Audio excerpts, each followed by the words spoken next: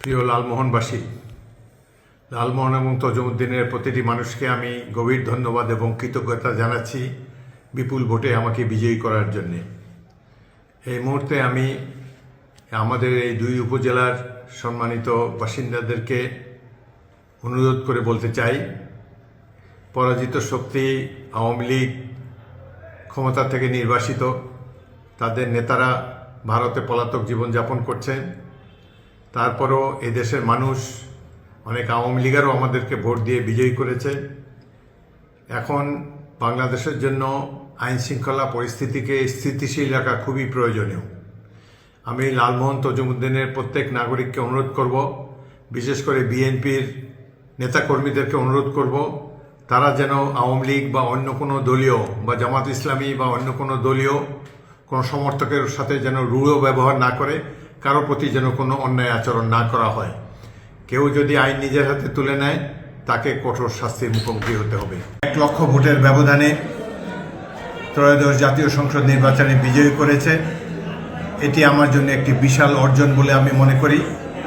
প্রত্যেক ভোটার, প্রত্যেক লালমোহন তজুমুদ্দিনবাসীকে আন্তরিক ধন্যবাদ ও কৃতজ্ঞতা জানাচ্ছি।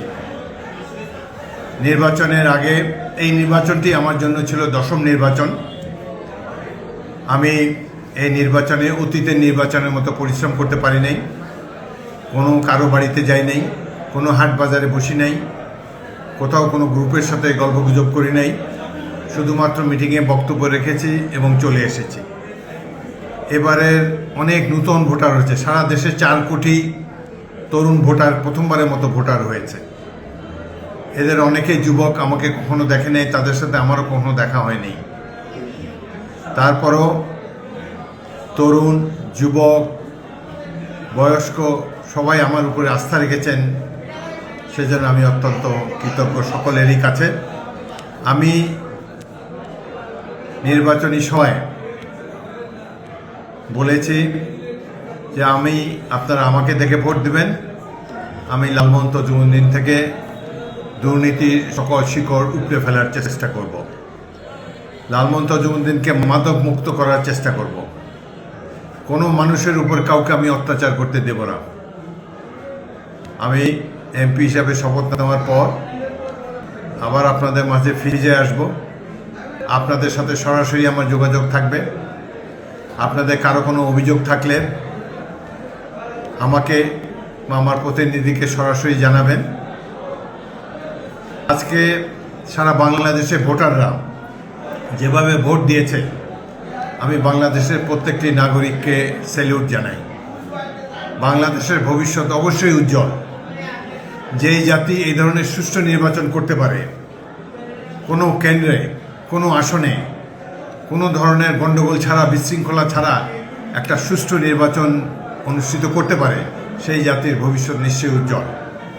আমি বর্তমান অন্তর্বর্তীকালীন সরকারকে ধন্যবাদ জানাই, নির্বাচন কমিশনকে ধন্যবাদ জানাই, প্রশাসনকে ধন্যবাদ জানাই, সর্বোপরি বাংলাদেশের সাধারণ মানুষকে আন্তরিক কৃতজ্ঞতা জানাই একটি সুষ্ঠু নির্বাচন আয়োজনের জন্য।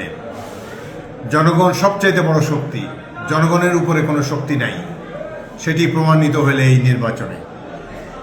আমি 10টি নির্বাচন করেছি, এবারের নির্বাচনটির মতো সুষ্ঠু নিরপেক্ষ নির্বাচন অতীতে আর দেখিনি।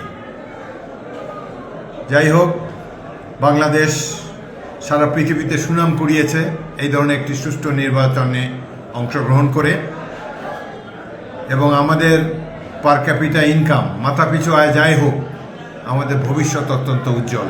আমরা যদি ঐক্যবদ্ধ থাকতে পারি, স্বাধীনতা সার্বভৌমত্বকে সুসংহত করতে পারি, এবং সর্বোপরি শহীদ রাষ্ট্রপতি জিয়াউর রহমান এবং খালেদা জিয়ার জাতীয়তাবাদী রাজনীতিকে ধরে রাখতে পারি, ইনশাল্লাহ বাংলাদেশ অচিরেই একটি সমৃদ্ধ রাষ্ট্রে পরিণত হবে।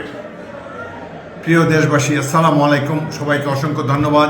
আল্লাহ হাফেজ। আবার আপনাদেরকে গভীর কৃতজ্ঞতা জানাই।